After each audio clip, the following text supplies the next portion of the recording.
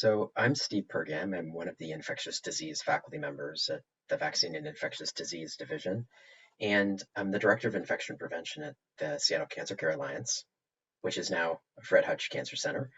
And I'll be talking about complementary therapies, specifically focusing a bit more on cannabis, because that's a particular question that I know a lot of you have.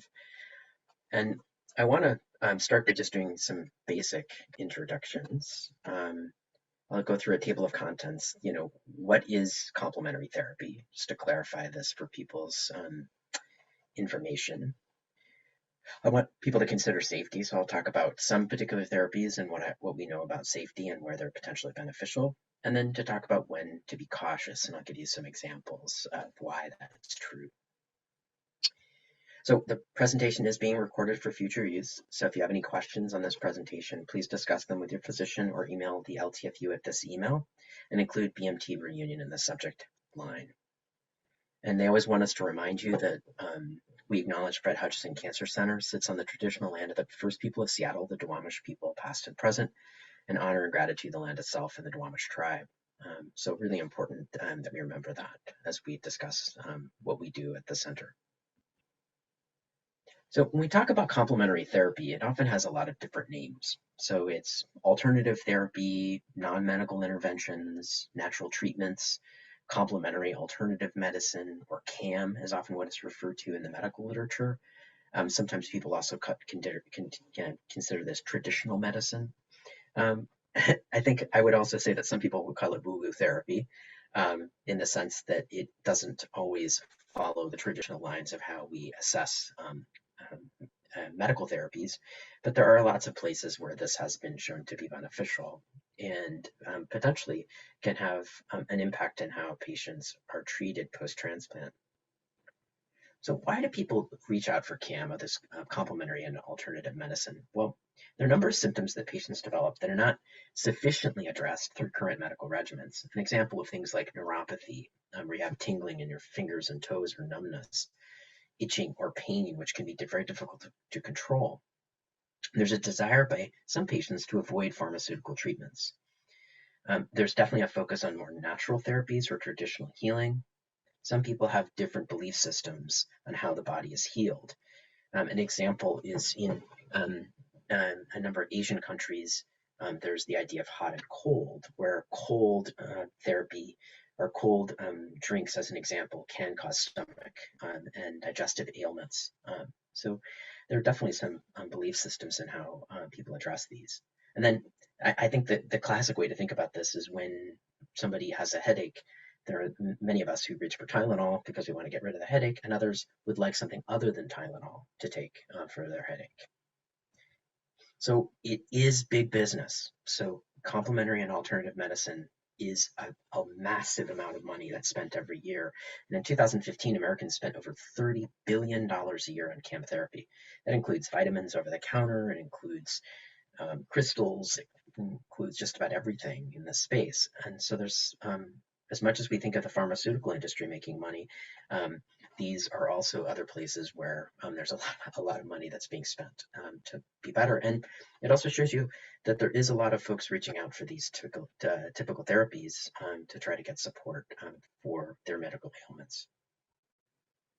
Now, when we look at transplant patients, there's actually very little literature. And this is one of the challenges that I'll sort of address early in this talk, is that we just don't know that much about how they work in our transplant populations. And this is a nice review from a few years back now, it's 2015, that's a perspective on complementary and alternative medicine use among survivors of transplant. And basically, the line that's most important is CAM, or complementary and alternative medicine use, is understudied area in transplant survivorship, and clinicians should convey the benefits and uncertainties concerning the role of CAM therapies to their patients. We just don't know enough about this, and that makes it very challenging for people to understand. So I think it's important that as we go through this, I'm going to be talking about what is known and the few studies that do exist, but understand that a lot of complementary and alternative therapies are not really well studied in medicine for various reasons. So there's a way that I like to consider therapy treatments. I sort of use them our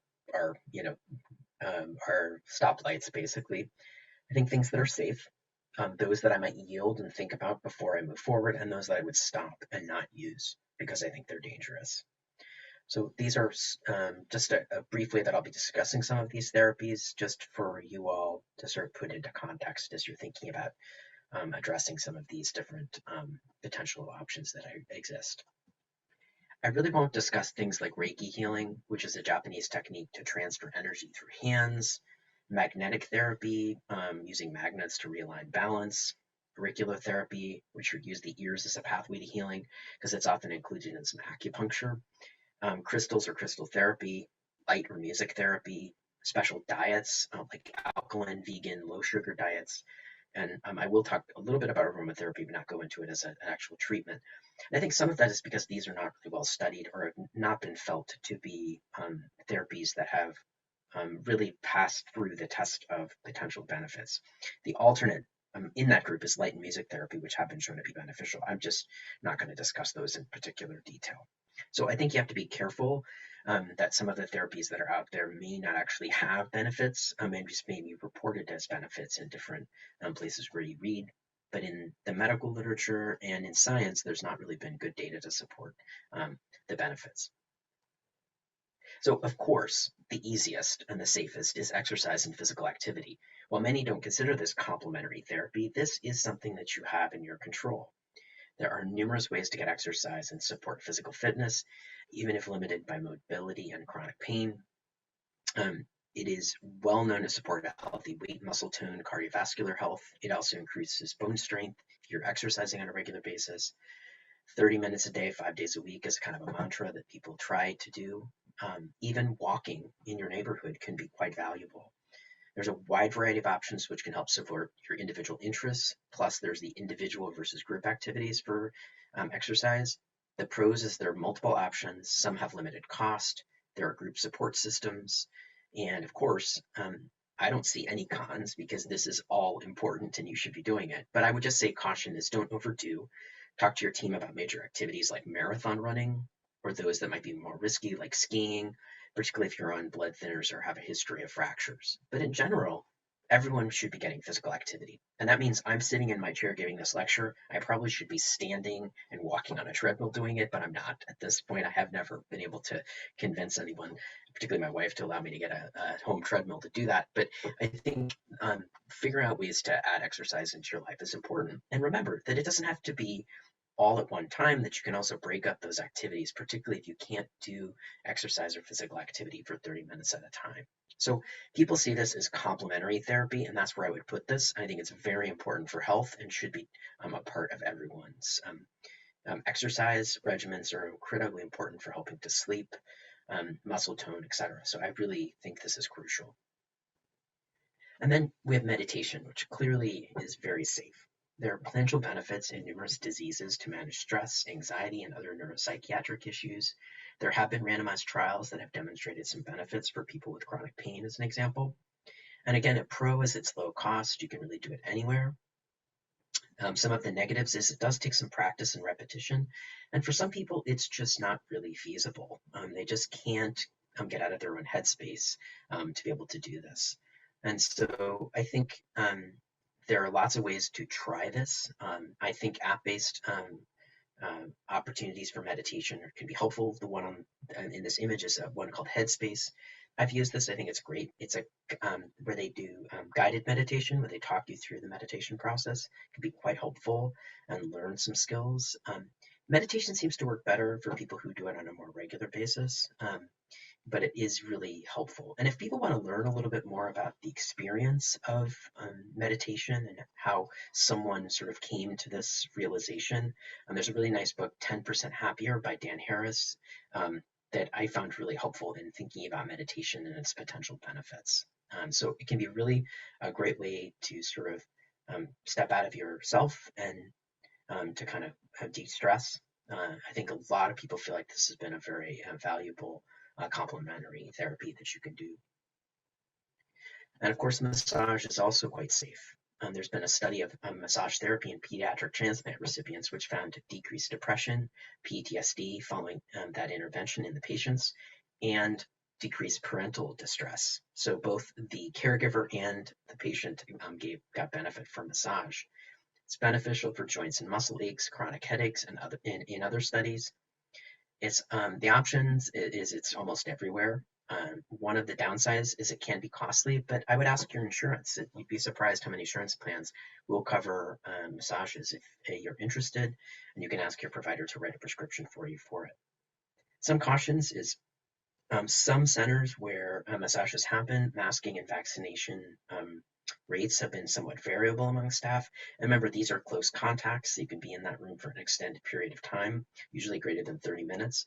And so you want to be somewhat careful about that process and go to a place that is willing to take those precautions for you, particularly during COVID. And then be careful with deep tissue massage or other approaches that are more strenuous, particularly for those on blood thinners or who have unintact skin.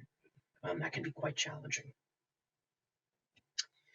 Yoga, also very safe, can be linked to physical exercise in some ways, but is a different path to that.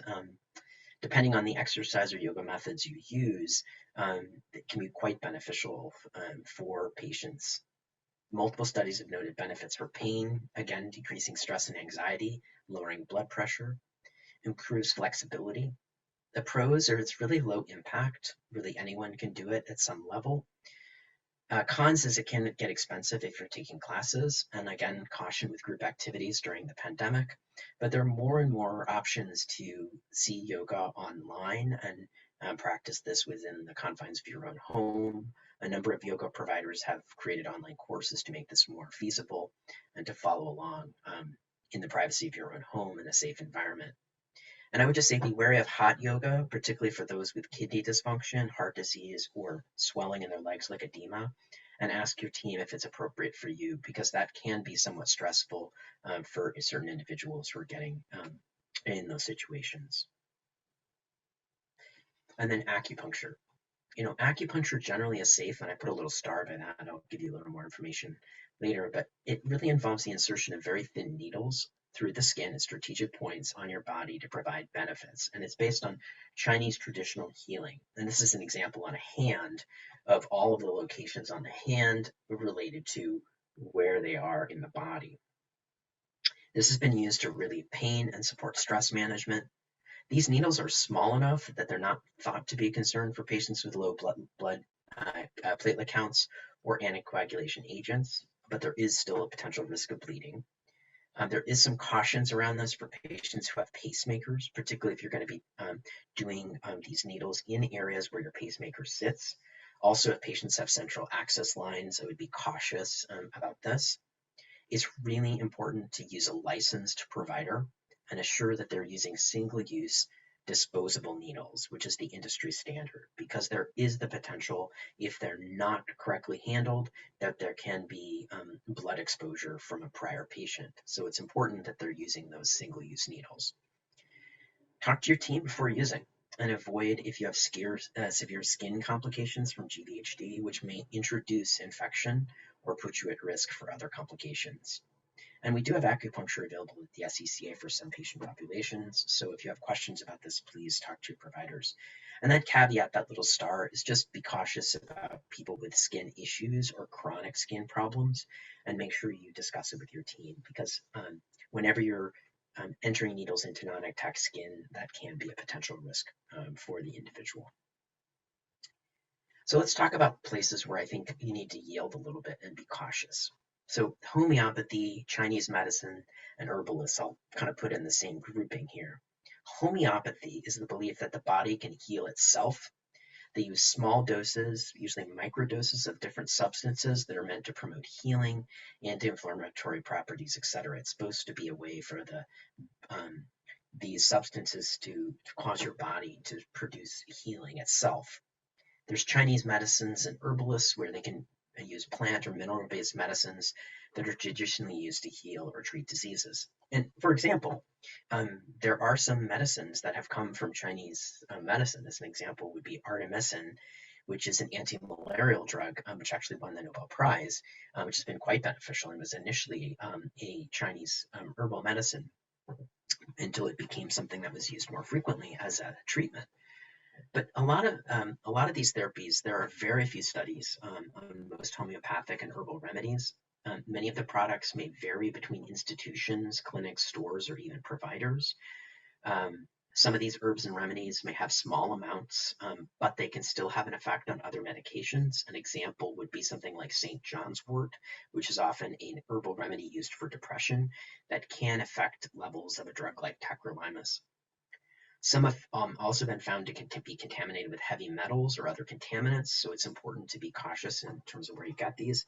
And I would be very wary of, as an infectious disease provider, of homeopathic vaccines, which have never been shown to be beneficial in any clinical trials and could really move you in a direction of missing important medications and vaccines that can protect you from major complications. There are a number of herbalists and providers in multiple communities. Some of them actually work closely with cancer centers. And so if there is a connection between your institution and one of these providers, it can be helpful and it can be a great place to start. Now, since we're talking about herbs, I want to talk about marijuana since it's what everyone has lots of interest in and questions about. I think marijuana is a really interesting question, and I'll talk about some data in use in cancer patients first, and then I'll talk about some of my concerns and what we know. Well, marijuana legalization in the US is quite broad now, as you can see in the blue, where it's been legalized for recreational use, in green for medical use. And you can see there's very few states that it's illegal, which means that it's available in lots of different places. So for Cannabis and Cancer, the National Academies of Sciences, Engineering, and Medicine reviewed cannabis and health for medical therapy years ago, in 2019, and noted that cannabis likely has some benefit in helping chemotherapy-associated nausea and vomiting, and may help some with pain control. We found, and I'll show some of this data, 1 in 5 cancer patients surveyed at the SCCA used cannabis during their cancer treatment within the last month. But there are concerns for cannabis. There are mold infections and other respiratory infections that can occur or be related to cannabis. There are drug-drug interactions with the drug itself and many of the components of cannabis. There's something called cyclic vomiting. There are vaping-related injuries for people who vape. There are dosing challenges with edibles when you're trying to get the right content. There's a variance of THC content among the agents, even between what is available in the community. So if you're buying a strain of cannabis called Maui Wowie, as an example, in one place in town, you might go across town to buy it someplace else, and that THC content may be different. There's also employment risks for people who have jobs in security or in government, where if you are using cannabis, it can lead to loss of your position. And then, of course, driving and under the influence can be quite problematic. So it's something that we always talk to patients about as they're doing this. So the use of cannabis during cancer therapy, we found in a study that 66% of cancer patients, of almost 1,000, had used cannabis at some point in their life. 24% of them consider themselves active users, and 21% had used in the last month. We did a random urine samples of those patients and found that 18% had reported use in the last week. So basically confirming that our survey data was quite accurate and consistent with what we were seeing. So we know that our numbers are pretty accurate. We actually looked at a retrospective review of transplant recipients, and what we found was that when we asked questions about cannabis, so in 2010, cannabis really wasn't available, and so there were less people asking questions. When we asked people about this, we found that there were 5 active users out of 34. In 2016, when it was more common to ask questions about this, and almost all patients were asked about this, we found 18 active users. When you compare this, we know that those who were actively using, we often tried to stop them from using through transplant because of the potential risk for infections, but some continued use. But I think what's important is that active users during those two different time periods were really no different. So we think that probably, and what I mean by a p-value here is there's no difference in the time frames if you do comparisons in the actual percentages here. What this means is that the cannabis use has been going on for a long time, and we're just open to the idea of it because it's more available. So I think it's also important we talk about this, that it's more likely to stop if we identified it pre-transplant. But I think the question is how many are going back to it in the post-transplant period, and that's still a question that's open, and we're interested in investigating in more detail. So when I talk about the dangers of cannabis, I want to talk about mold. This is similar to a bread mold you might find in your household. When they've looked at cannabis use and fungal infections in a commercially insured population in the United States, they found that cannabis users had 3.5 the odds, meaning 3.5 times the rate of non-cannabis use of non-users to develop fungal infections. And that's adjusted, meaning they made some changes based on how they analyzed the data, based on whether patients were immune suppressed and by their ages. And so that suggests that cannabis use is in fact associated with increased risk of fungal infections. And this is some examples that you can find online of cannabis buds that have mold on them. Because this is a dying leaf like anything else, and mold will grow if it's left out for too long. So they found in studies, when they've looked at this, is in a study in the Netherlands, 100% of all marijuana had fungus on it, compared to 64% in non-enrolled cigarettes. In another study of chronic users, 73% had Aspergillus, a kind of mold species, and those spores were easily passed through air samplers, so something like a water bong as an example. 52% had evidence in their blood of being exposed to mold. And then when they compared three types of marijuana, both street marijuana, bought from dealers, government prepared marijuana that came from the National Institutes of Health, pipe tobaccos and cigarettes, all the marijuana tested positive for Aspergillus. So I think it's important that all of these potential methods for getting marijuana, we know that marijuana is going to have mold likely on it, and Aspergillus being the most common species of mold that infects our patient population. And when we ask our caregivers about this, what side effect are you most concerned about when patients use cannabis? 62%, the most common risk that they discussed in a study we did was infection risk. So that is a particular concern of our population and the providers who talk to their patients about cannabis. At the same time, when they recommend specific methods, they often recommend edibles, tinctures, and topicals rather than smoking because of that risk of mold being delivered directly to the lung and leading to lung infections. Now, the other thing is cost. Insurance deductibles, co-insurance, and co-payments for insurance expose many of you and your families to significant out-of-pocket healthcare spending. And I think this is important because cancer and bankruptcy are often tied together. Cannabis is an extra cost, which will not be covered by insurance. And an example, when I looked back in late 2020, an average 1 ounce of high quality marijuana was about $234, of medium quality about $200, and low quality about $170. In the District of Columbia, you could add an additional $200 plus state taxes. So this is quite expensive.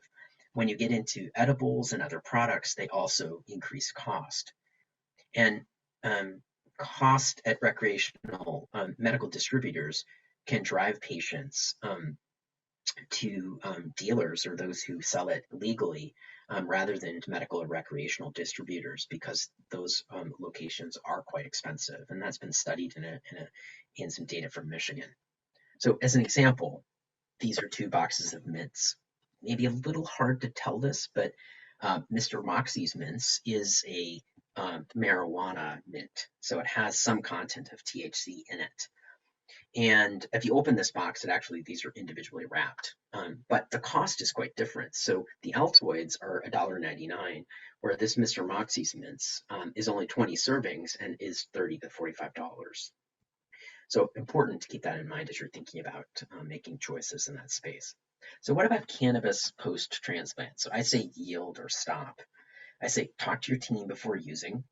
If you remain on immunosuppressive agents for GVHD or have chronic lung disease, particularly those who have GVHD or COP in the lung, I would not recommend smoking cannabis due to the theoretical risk for mold infections.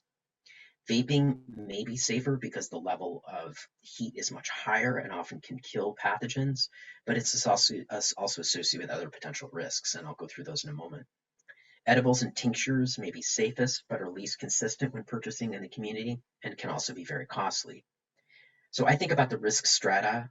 Topicals, probably the least risk, edibles and tinctures in the middle, and then smoking is the highest.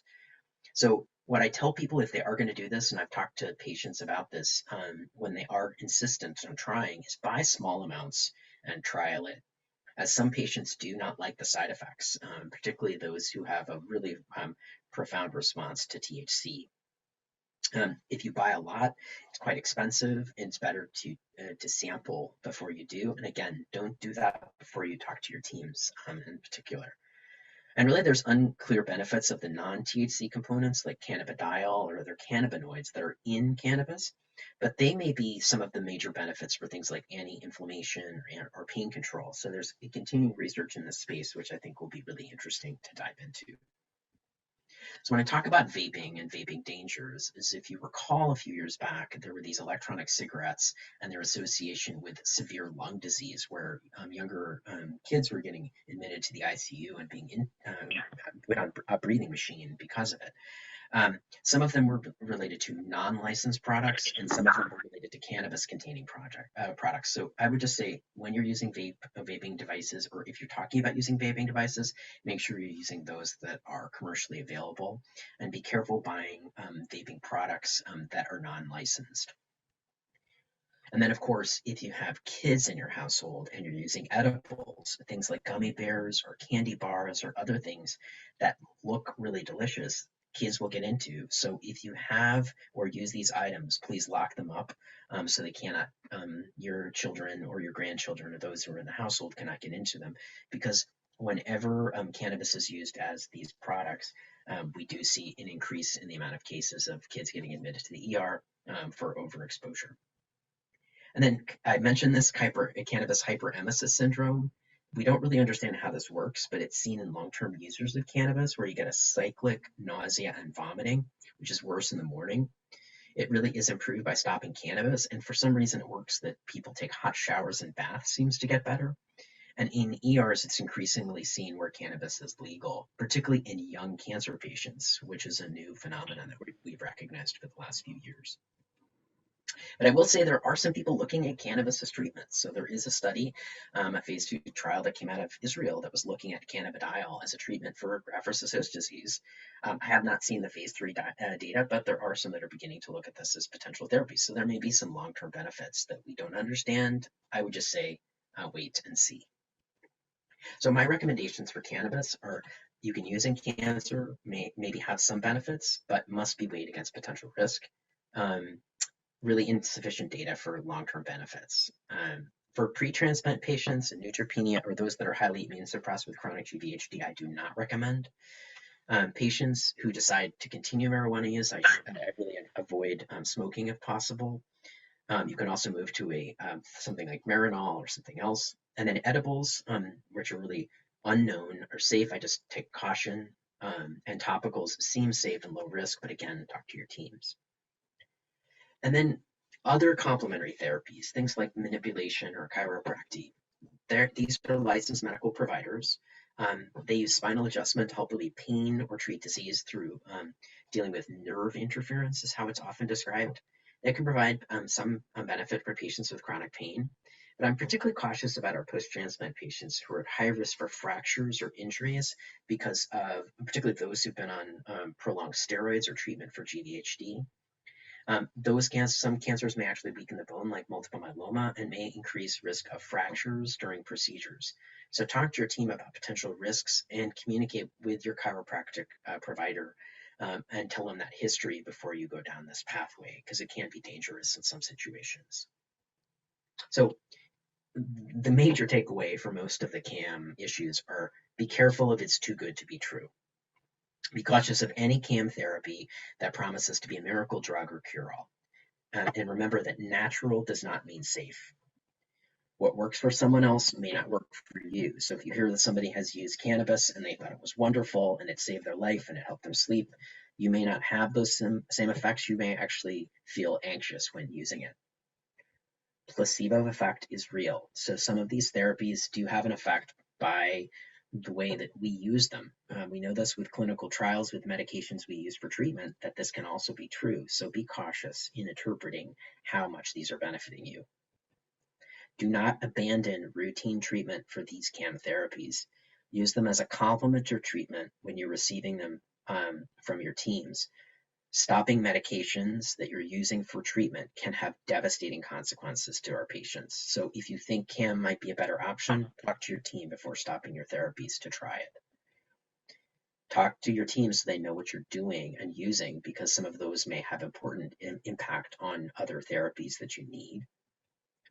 And ask if there are any therapies available that might help with your symptoms that have been studied first before seeking an alternative therapy. So if you're having trouble sleeping, talk about other options that might exist before going to complementary or alternative therapy. And then, of course, check to see with your insurance to see if it's covered, and be cautious because most of this is out-of-pocket costs that can be quite expensive. And I think one of the reasons I talk about caution is, here's an example. This is a case of a rare, highly drug-resistant bacteria that was found in Asia throughout the US. Very isolated cases, but super rare. It's an organism called myeliodosis. It's not a pathogen that's acquired in the US. It's endemic to parts of Asia, but these were people who had never traveled outside the United States. Requires prolonged courses of therapy, months, and can be life-threatening. And a large national review to assess connections between these, because there was a wide distribution of these cases. They were in Kansas and Texas and Arkansas. It wasn't clear what the link was. What they found is it was a lavender aromatherapy oil that was made in China that was contaminated with the organism. So sometimes these alternate therapies can be pathways that people are getting infected. So be cautious when you're choosing to use these different treatments. And of course, if you develop COVID-19, I would avoid alternate therapies and use those and not use those that are not licensed for treatment, like ivermectin as an example. Seek out care from medical providers and assure you get appropriate treatment. I think many of you listened to Dr. Brina Kornikit's talk at the beginning about COVID. It's really important. And of course, Paul Carpenter's to get vaccinated. So first step before using any CAM is ask an expert. Talk to your LTFU team and find out if this is okay for them and for you. And even if they don't know the answer, they can help you to think through it. Do not trust all you see on the internet. As an example, don't get your vaccination information from anywhere but public health authorities and those who are experts in the space, because there is a lot of misinformation out there about medical care. We certainly don't know it all, and we certainly are not experts in complementary therapy, but we can advise you about risks and benefits that are known. We can assess for drug-drug interactions with the things that you're taking, such as herbal remedies. We can address specific high-risk activities or treatments for your condition. We can support you with additional treatments for your symptoms if they're available. We can sometimes propose alternate therapies like Marinol versus cannabis, which is at the pharmaceutical grade THC. We can support your decision and monitor you for safety. And we can assess your pain, anxiety, and other neuropsychiatric issues to assure that there aren't other underlying issues that are important to address, instead of just reaching for something that might help you in the short term. So I think the take-home points are: be cautious when choosing new CAM treatments, do your research, and talk to your team about risks and benefits. And then choose wisely and stay the course. Pick therapies that have data supporting benefits that are considered low risk for you and your level of risk. And then do not abandon your current treatment for an alternate medications without discussing with your team. And I think I'll stop there. And if you have additional questions, please talk to your physician or email the LTFU and include that BMT reunion in the subject line.